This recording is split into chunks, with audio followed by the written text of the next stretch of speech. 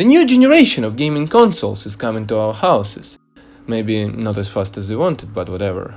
Thus, soon our old PS4s are going to collect the dust on the TV stand, or even get sold. In the best case, it would be used to play once guests came or on some family evenings. Cause damn, the DualSense is expensive as hell! Buying 4 of them is worth buying PS4 itself, can you imagine this? But when it comes to the question what games to play together, it appeared to be difficult to find the answer on the internet. I myself once faced such a problem, so in this video I would like to recommend you my favorite ones when the question of party games is raised. Even the title says such expression as party games, but I won't actually use the original meaning, because mostly these games are called party ones, and I don't mean those at all. Here I will looking for some decent games with local multiplayer for 2-4 people that you can play with your friends and family. Also, it would be amazing if you could play them single player too. Besides, in this video I won't mention any sports simulator games. Don't get me wrong, but I'm not really into sports, as well as getting the same game every year for the full price and then splash out a bunch of money to get my favorite player. I want to start with a game called Ultimate Chicken Horse. You might have already heard about it.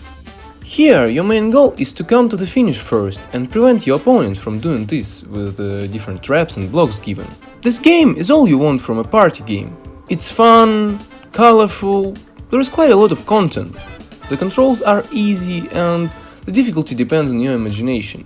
What's more, you can play with your friends locally and add someone from online. Also, you can use only one gamepad for all 4 people if you don't have any more. This game is really flexible for your needs. You should definitely try it, especially if you've never heard about it. Maybe not that high quality, but still a pretty amusing game is Gang Beasts. You might have also seen it in a bunch of YouTubers a few years ago. The main idea here is that you are playing as these goofy guys with quite specific controls. By that means you need to get rid of your opponents. The controls I mentioned before provides a lot of hilarious moments while playing. But it's worth mentioning that the online servers of this game suck, as well as the way it's made makes it look kinda cheap and unfinished. Now let's talk about fightings, because this must be one of not many genres that is still trying to keep local multiplayer popular. Personally, I think Mortal Kombat 11 is supposedly the best fighting of all. Controls, settings, characters, story, the strategy you use, all that makes it an ultimate game in this genre.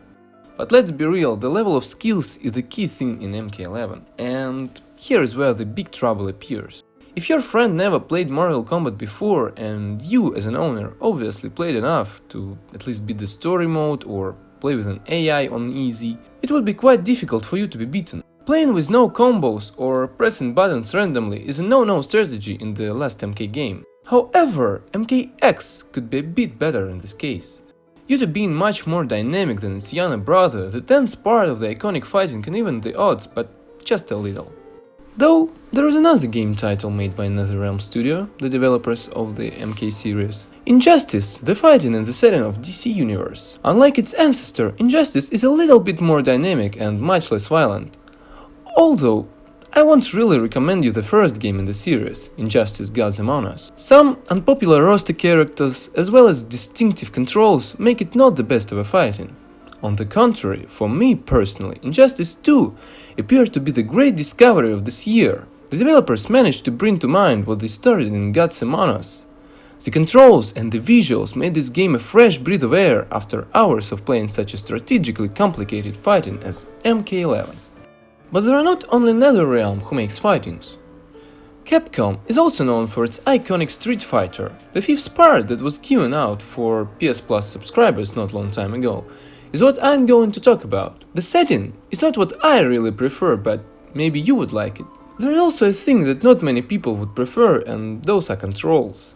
They are really unusual, and even I, as lone fighting gamer, couldn't handle them. There is also quite a popular fighting available for PS4 as Tekken 7, but I actually have never played it, so I can't really tell you anything about it. But I've heard that it has quite clear controls, So there might be some of you who did play it. Please write down below in the comments what you think about Taken 7 and if it is a good for playing with friends and family. Racings are also very popular when we talk about playing with a big group of people, but I've not really played much of them. However, there is one game that seems to be the best for me. Crash Team Racing is a game that I used to play on my granddad's old PS1 since I was 4. Recently, it was remade by the developer studio called Beenox, where they combined two iconic racing games as well as added something new. The nitro-fueled unique controls are something that I would call ideal, but maybe it's just nostalgia talking in me. Its drawback, which is quite similar to MK11's one, is that you really need to get used to these controls. Again, if your friend never saw this game, it's more likely that they would collect all the obstacles behind while you would be making lap by lap. Anyway, there is also a battle mode available in CTR. It doesn't depend on the skills that much and appears to be really fun to play. A Way Out. Great split-screen game with not that complicated of a story that definitely deserves your visit. The controls are welcoming even for the people not that close to the gaming. This is not a game playing on some event, however, it would be great to complete it with your dad or best friend, for example. Minecraft. Yes, we shouldn't forget the adventures of old good friend Steve also have a local multiplayer. But it's hard to deny that controls are not really made for DualShock, as well as split screen is not very suitable for Minecraft scenery. Just Dance. You might say that the annual Just Dance is nothing better than FIFA that I cancelled at the beginning of the video. And you are totally right. That is why I am also not including it in my main list, but it's worth mentioning for all that fun and uniqueness this series have. Cuphead.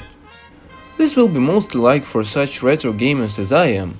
Being fully based on boss fights, the story of Cuphead and Mugman would be hard to be played by the people who never tried it properly. Also, it makes beating bosses nothing easier due to the fact that their health grows too.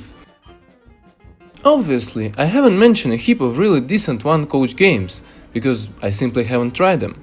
So please, help me and write down in the comments what are your favorite party games. You might even disagree with me at some point. Anyway, all the games I've mentioned in this video you can find in the description. Hope you enjoyed and I see you all in my next video.